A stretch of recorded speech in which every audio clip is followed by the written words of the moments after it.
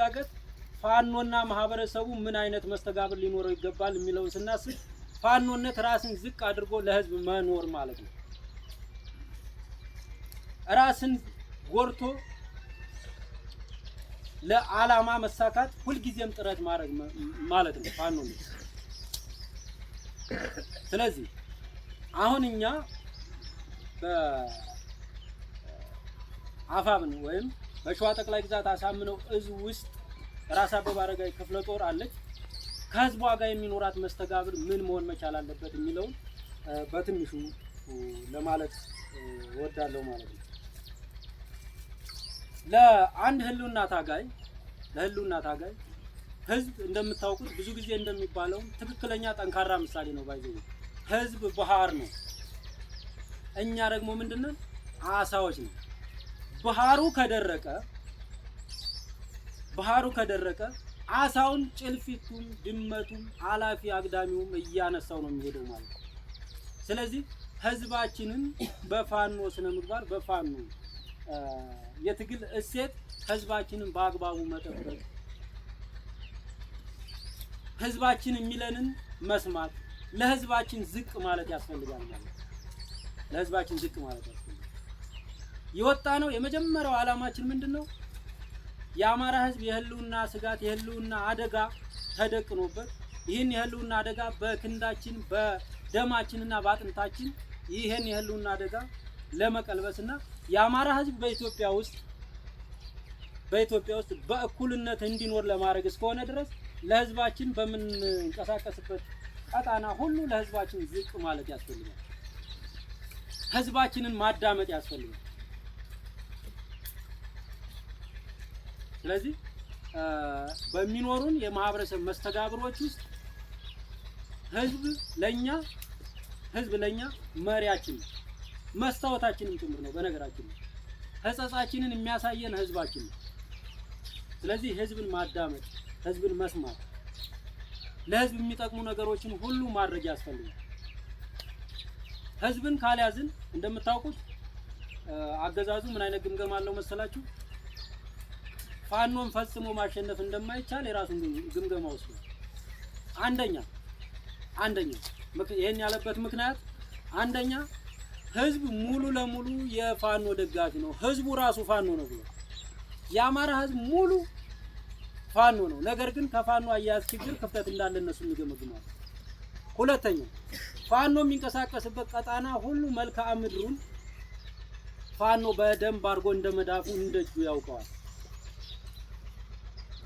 ስለዚህ መረጃውም ህዝቡ ነው፣ መልክዓ ምድሩም የራሱ የህዝቡ የፋኖ ነው። ስለዚህ ፋኖ ማሸነፍ አይቻልም ወደሚል ግምገማ መጥቷል። ስለዚህ ህዝቡ ከእጃችን የወጣ ቀን፣ ህዝብን ያስቀየምን ቀን ጠላት አለንበት ቦታ ድረስ እየመጣ ምን ያደርገናል ማለት ነው? ወደ ማጥቃት ይመጣል ማለት ወደ ማጥቃት ይመጣል። ስለዚህ እኔ አሁንም በየርንበት ቦታ ሁሉ ትልቅ ግንዛቤ እየፈጠርን ያለ ነው። ህዝብ ለዚህ ትግል ባህር ነው። ህዝብ ለዚህ ትግል መከታ ነው። ህዝብ ለዚህ ትግል መስታወት ነው። ህዝብ ለዚህ ትግል አይን ነው። ስለዚህ አይንን መጠበቅ ደግሞ ከታጋው የሚጠበቅ እንደሆነ እንድትረዱ እንፈልጋለን። ስነ ምግባር ውስጥ የፋኖ ስነ ምግባር ምን መሆን መቻል አለበት? መተዳደሪያ ደንብ ላይ በአግባቡ የሚመጣላችሁ ቢሆንም ከፋኖ የሚጠበቁ ስነ ምግባሮች አሉ።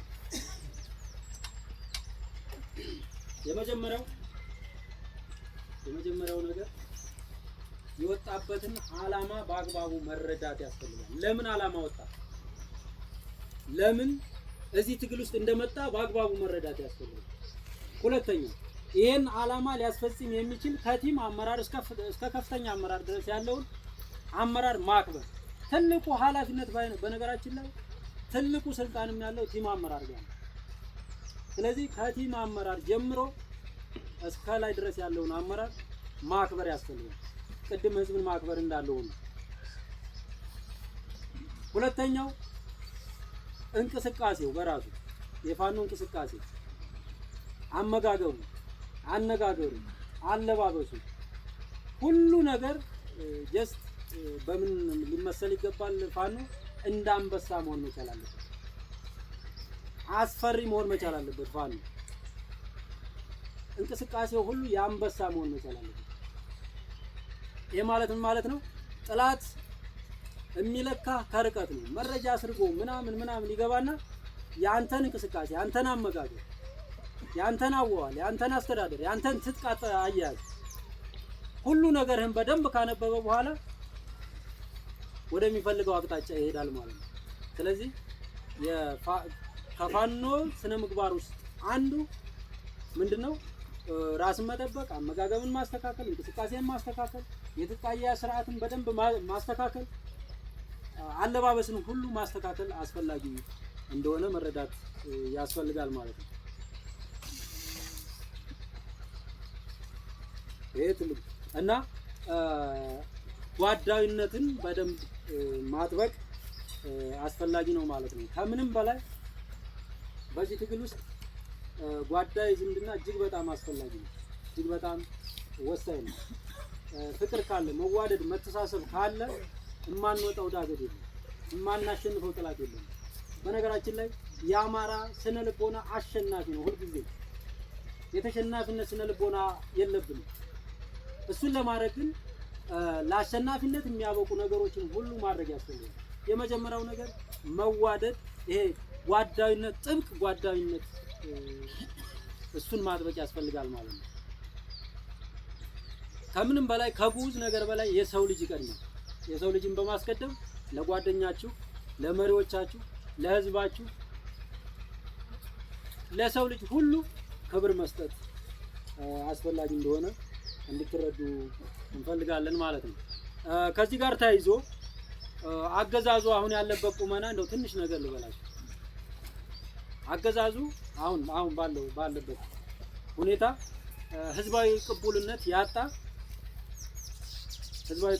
ያጣ በሁሉም አማራጭ በሚለው ነገር ሁሉ የተሸነፈ አገዛዝ ነው ያለው። በሁሉም አማራጭ በሚለው ነገር ሁሉ በትጥቅ ትግል መጣ። በትጥቅ ትግል በሁሉም አጽመርስቶች አልተሳካለትም።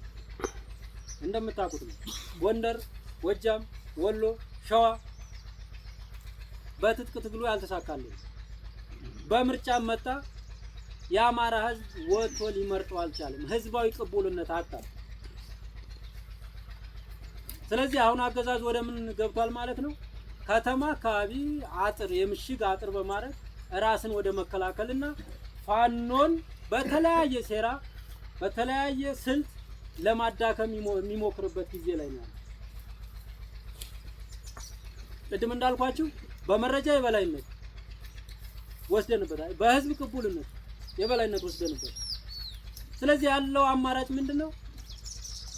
ቀኑን ለማስቆጠር፣ እድሜውን ለማራዘም ከተማ አካባቢ የምሽግ አጥር አድርጎ የከተማ ሙሽራ ሆኖ መጠበቅ ነው ማለት ነው ያለው አማራጭ። ስለዚህ ይህ የተሸነፈ አገዛዝ የብልጽግና ስርዓት የሚፈልገው የኛን ትንሽ ስራ ነው። የኛን ትንሽ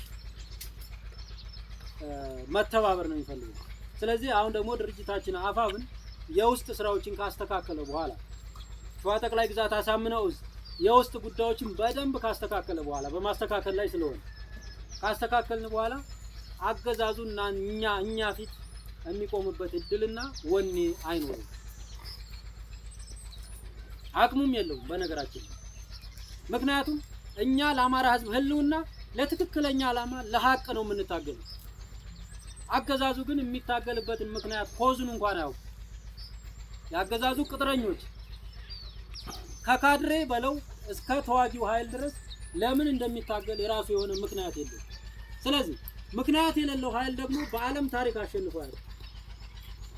እኛ ብንሰዋ ለአማራ ህዝብ ነው ባይዘው።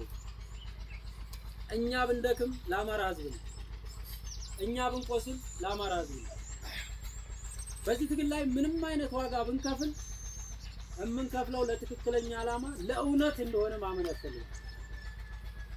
ለሀቅ ነው ዋጋ የምንከፍለው። ስለዚህ ደግሞ ሰው አሁን ባለው አስተሳሰብ ስሙ በምድር ላይ ህያው ሆኖ እንዲኖር በህይወት እያለ ፋኖ መሆን ያስፈልጋል። ተግባብተናል። በምድር ላይ የሰው ልጅ ስም ህያው ሆኖ እንዲኖር በህይወት እያለ ፋኖ መሆን ያስፈልጋል። በቃ ይሄ መርህ ውስጣችን ሊኖር ይችላል። በዚህ ዘመን ፋኖ መሆን መታደል ነው፣ ታሪክም ነው። በነገራችን ታሪክም ነው። ቀጣይ ለሚመጣው ትውልድ ዛሬ የራስ አበበ አረጋይ ታሪክ የሌሎች አርበኞችን ታሪክ እለት በእለት የምናነሳው በነበሩበት ዘመን ለአማራ ህዝብ፣ ለኢትዮጵያ ህዝብ፣ ለእውነት፣ ለክብራቸው፣ ለታሪካቸው፣ ለባህላቸው ሽንጣቸውን ገትረው መስዋዕትነት ስለከፈሉ። ስለዚህ ይሄ ትውልድ ደግሞ አሁን ባለበት ዘመን ለአማራ ህዝብ ህልውና ምንም ነገር መክፈል መቻል አለበት ማለት ነው። ምንም ነገር መክፈል መቻል አለበት። ምክንያቱም ሰው ባልባሌ ቦታ ህይወቱ ያልፋል። አይደለም ቅዱስ ለሆነው ለፋኖነት ትግል ቅዱስ የሆነ ትግል ነው በነገራችን ላይ ትግል። ምክንያቱም የአማራን ህዝብ ህልውና ለማስቀጠል ነው። የኢትዮጵያን እኩልነት ለማረጋገጥ ነው። በእኩልነት ላይ የተመሰረተ ስርዓተ መንግስት ኢትዮጵያ ውስጥ ለማንበርና ለአንዴና ለመጨረሻ ጊዜ ኢትዮጵያ ውስጥ የማታለቅስ እናት በየስርቻው ባገዛዙ ሹተር እና መሳሪያ ባገዛዙ ስናይፐር የማይገደሉ ህፃናትን ለመፍጠር ነው ይሄ ትግል። ስለዚህ የቅዱስ ዓላማ ነው።